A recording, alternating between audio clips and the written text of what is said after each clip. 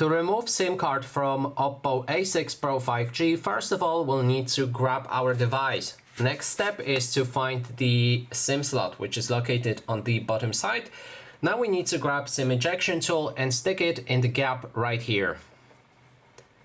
Push on it, then remove it with your fingernails. Now that our SIM card is removed, we can take our SIM ejection tool again.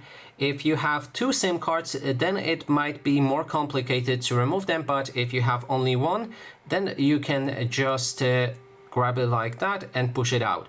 Now, as I said, if you have two SIM cards, then you will need to try and get the edge of your fingernail and try to scrape it so that the SIM card is removed, or very gently, but I say very gently, tap it on something hard, and then the SIM card could fall off as well. And that is basically everything. Thanks so much for watching.